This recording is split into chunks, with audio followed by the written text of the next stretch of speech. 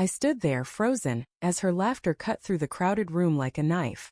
My wife Emily, the woman I'd loved for 7 years, was mocking me in front of our friends, her voice sharp and gleeful, like she'd been waiting for this moment.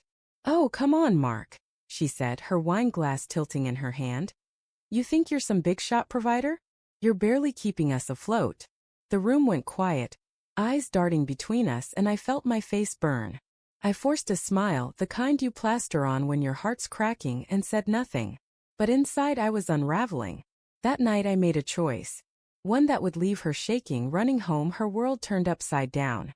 Let me take you back. Emily and I met in college, two kids who thought love was enough to conquer anything.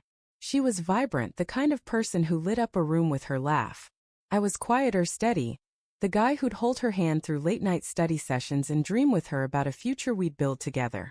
We got married at 24, promising forever in a small church with stained glass windows casting rainbows on her white dress. Life was good then. We'd cook dinner in our tiny apartment, dance to old songs in the kitchen, and fall asleep tangled up, whispering about the kids we'd have one day. I worked long hours at a construction firm, climbing the ranks, while she took a job at a marketing agency, her creativity shining. We weren't rich, but we were happy.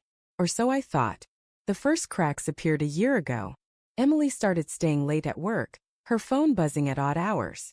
She'd brush it off, saying it was a big campaign, but her eyes wouldn't meet mine. I'd catch her smiling at her screen, fingers flying over text she'd tilt away from me. "Just work stuff," she'd say, her voice too light, like she was hiding something fragile. I didn't push. I trusted her. Maybe I shouldn't have. At home she grew distant, picking fights over small things. Dishes in the sink, my muddy boots by the door. I'd apologize, try to fix it, but it was like trying to hold water in my hands. The more I reached for her, the further she slipped away. Then came the dinner party. Our friends Tom and Sarah hosted it at their sleek downtown loft, all glass and exposed brick.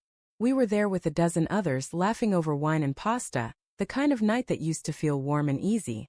Emily was in rare form, charming everyone, her stories sparkling. I loved watching her like that, but something felt off. Her glances at me were sharp, like she was sizing me up. Then, out of nowhere, she started in. "Mark's been promising we'd buy a house forever," she said, her tone playful but biting. "But we're still stuck in that cramped apartment. Guess that's what happens when your husbands all talk." The room chuckled awkwardly, and I felt my stomach twist. I laughed it off, mumbling something about saving up, but she didn't stop.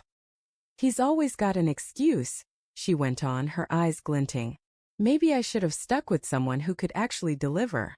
That's when it hit me. The name she didn't say but was thinking: Ethan. Her ex.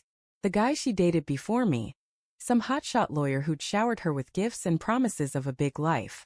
She told me bits and pieces. How he was intense, controlling, how she left him because he didn't respect her. But lately his name kept slipping into her stories, like a ghost she couldn't shake. I'd seen his texts pop up on her phone once months ago. "Just catching up," she'd said, but her cheeks flushed. I let it go. Until that night.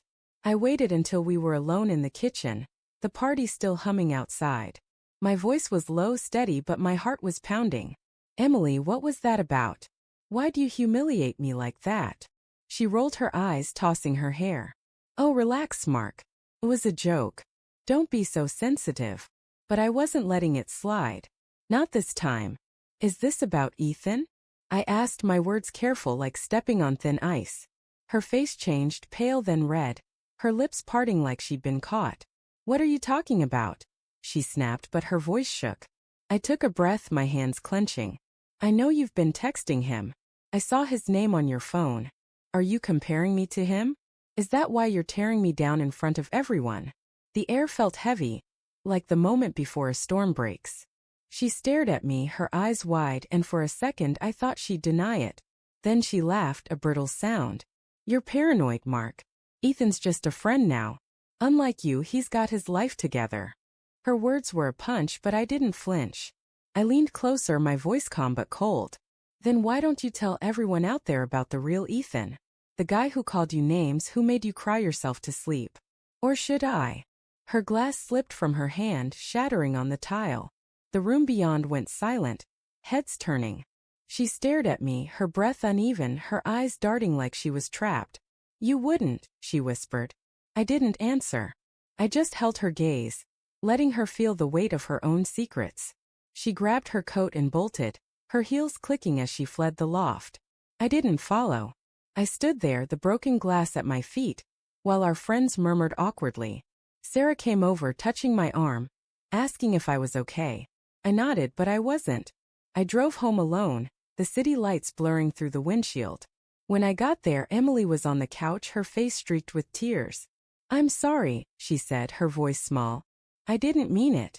I don't know what's wrong with me. She admitted she'd been talking to Ethan. Not because she wanted him, but because she felt lost, like our life wasn't enough.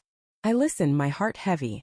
I loved her, but I couldn't unhear her words, couldn't unfeel the sting of her betrayal. We're trying to rebuild now, but it's slow, like mending a shirt torn at the seams. Some days I see the girl I married, and others I see the distance in her eyes. I don't know if we'll make it, but I'm here fighting for us. That night, though, I learned something.